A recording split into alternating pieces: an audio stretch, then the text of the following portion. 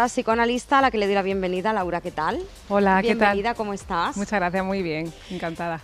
Y es que hoy vamos a hablar de algo muy relacionado, pues que en este tipo de sucesos, ¿no? Las emociones, la empatía, cómo ponerse en el lugar de los demás, ¿no? Porque yo creo, Laura, que cuando sucede algo así, aunque no te afecte directamente, ¿no? Porque nosotros estamos aquí, los de La Palma están en La Palma, sí, los pobres con lo suyo, pero oye, cada día, por lo menos a mí me pasa, ¿no? Intento pues ponerme en el lugar de todas esas familias. En el incendio igual, ¿no? Todos los días del incendio yo cada día pensaba, ¿no? Oye, esas familias, ¿cómo estarán? ¿Somos empáticos habitualmente las personas? Es súper interesante este tema, me parece, porque podemos ver varios prismas, ¿no? A partir de esa cuestión que al otro le toca, pero que a mí también me afecta, y a veces en exceso, ¿no? A veces uno se queda como fijado en esa situación como si fuera él, ¿no? Y es interesante porque el ser humano, nada de lo humano nos es ajeno. Entonces, todo lo que de alguna manera me toca a mí, me identifico con la otra persona, me voy a ver afectado. Pero claro, no es exactamente la otra persona, sino que eso que estoy afectado tiene que ver conmigo. Y es alguna escena, algo de lo que yo me he identificado con la otra persona y que me recuerda a mí. Entonces, claro, en la frase nada de lo humano nos es ajeno, es interesante porque para construir nuestro lugar en la civilización, con los demás, pues necesitamos amar a las personas, ¿no? Y claro, amar conlleva también pues todo ese entramado de sentimientos y afecto que aprendemos en la familia, con los demás, que es el amor, el deseo, los celos, la envidia, ¿no? Todo eso va a aparecer también en nosotros, ¿no? Se va a producir.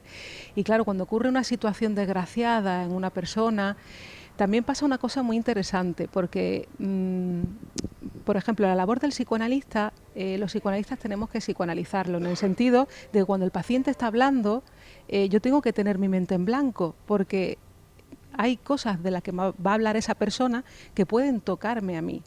Entonces, el psicoanálisis te ayuda a limpiar de alguna manera, cuando no está en la función del psicoanalista, a limpiar de alguna manera esos afectos para poder escuchar a la otra persona.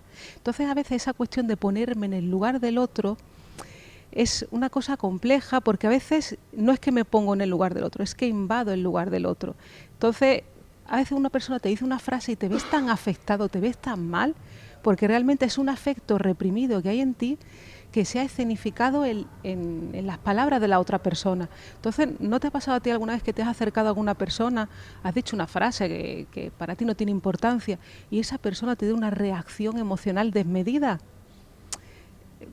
Pues claro, quiero que le demos una vuelta a esa situación, porque no es que esa persona sea muy sentimental y ya lo pongamos en el lugar de que buenas o malas personas, ¿no? Estamos hablando que hay situaciones en la otra persona, en una frase que se ha conectado contigo inconscientemente, en algo que tú no has podido elaborar en tu vida, en tu reacción ante cualquier situación, y que a través de esa frase se ha despertado en ti y ha aflorado en ti esa reacción desmedida, que en realidad, no sé, hay una situación en la que hay un incendio, hay algo, pues imagínate, te voy a poner un ejemplo un poco ahí didáctico, pero que no tiene por qué corresponderse con la realidad, que luego es la persona la que va asociando libremente, va diciendo la frase y ahí se va construyendo esa interpretación. Pero imagínate que hay un señor mayor que ha perdido su casa, que se encuentra mal, ¿no? Entonces, como ejemplo, ¿no? Es como algo que se conecta en ti, y imagina que uno se pone muy sentimental, llora, hay una reacción desmedida a esa situación, porque claro, te da pena, ¿no? Te da esa cuestión de que es un ser humano y que lo está pasando mal. Pero cuando hay esa reacción desmedida, puede ser, por ejemplo, en este ejemplo, que esa persona se haya peleado con su padre días anteriores y haya tenido un sentimiento hostil y lo haya tenido que reprimir porque no puedo odiar a mi padre, ¿no? Entonces, en esa situación le aflora ese sentimiento reprimido. Claro, que depende en qué situación nos encontremos, pues aflorará más o menos ese sentimiento, ¿no? Esa emotividad. Claro, pero ese sentimiento, eso que es desmedido a esa escena, que a ti te afecta y que te produce incluso una situación que no puedes manejar y que no entiendes qué te ha pasado ahí, qué significa eso para ti, habla de otra escena de afectos reprimidos que en realidad es como una exageración, porque hay en ti esa hostilidad reprimida, y reprimido quiere decir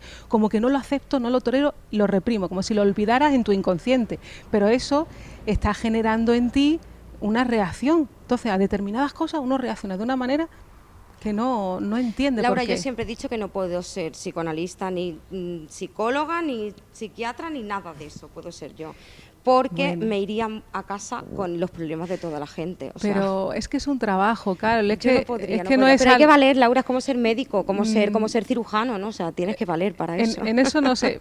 Hay cosas que tal vez sí, ¿no? Pero es un trabajo, ¿no? Uno no nace ni siendo médico ni siendo psicoanalista. Claro. Es un trabajo, o sea, que se aprende y que continuado. Claro. Ser psicoanalista es muy complejo porque requiere psicoanálisis personal, supervisión de casos, formación continua. Esa parte te la dejo a ti, que eres la experta. Oye, complejo, Laura, la empatía de la que estamos hablando tiene que ver mucho también con las emociones. Estamos hablando también de las emociones de la gente, ¿no?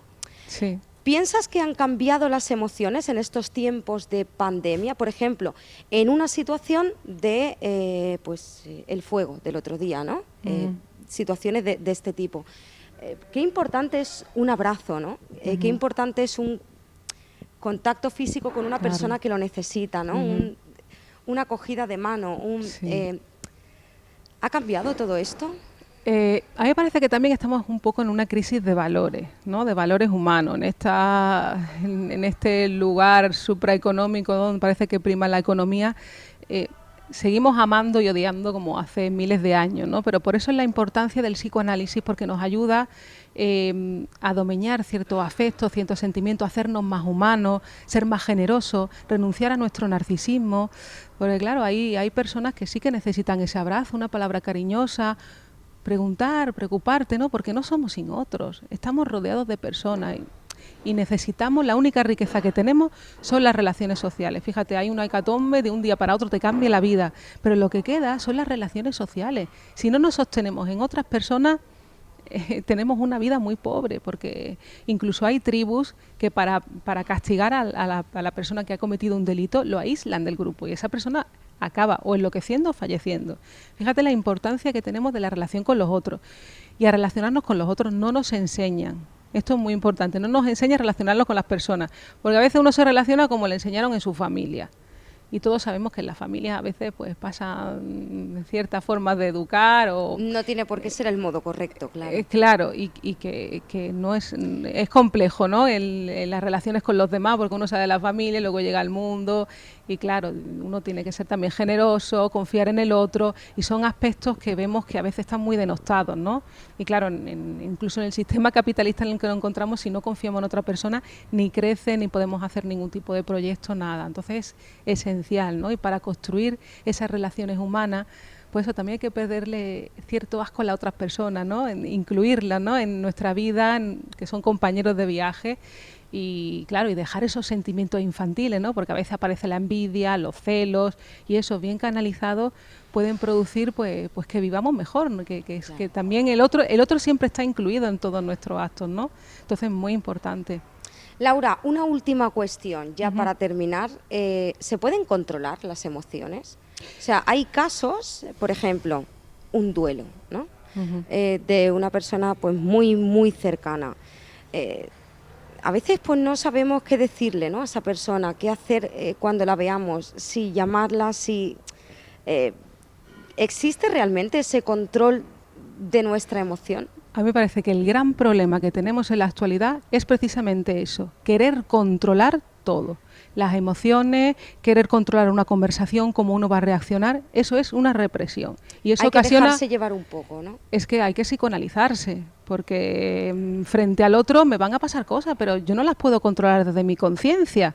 El hecho de estar uno controlando constantemente lo que va a decir, es un poco obsesivo, ¿no? Y es una cosa de reprimirse, ¿no? Es mejor en el sentido de psicoanalizarse, ¿no? Porque hay afectos que uno le van a despertar con el otro que si no están psicoanalizados, no están pasados por la palabra, pues te pueden jugar una mala pasada. Pero claro, hay que confiar en que uno va a saber reaccionar ante ciertas situaciones. Las cosas no pasan porque yo las tenga en mi cabeza y eso es un error. Las cosas pasan cuando uno está frente a la situación. Ahí sabe cómo tiene que reaccionar. Ahí va a saber reaccionar adecuadamente. Y si uno no reacciona adecuadamente, pues bueno, pase usted por un diván y vea qué afectos contradictorios hay con esa persona, con esa situación, y ahí se va a poder uno como limpiar un poco de ciertos aspectos de uno para poder reaccionar en las situaciones de una manera adecuada, ¿no? Los otros. Laura, se nos ha acabado el tiempo. ¿Vale? Muchísimas gracias por estar aquí. Os recuerdo que tienen ese programa Palabras para Vivir, ¿verdad? Sí. Los lunes ya está en emisión, ¿verdad? Prontito empieza, en octubre, con la nueva temporada ya. Muy bien. Estrenamos Palabras para Vivir todos los lunes a las 11 de la noche, ¿verdad? Pues tendrán ese programa con Laura López. Laura, gracias. Muchas gracias. Y cada martes su sección aquí en Días de Verano y ya mismo Días de Otoño. Muy bien.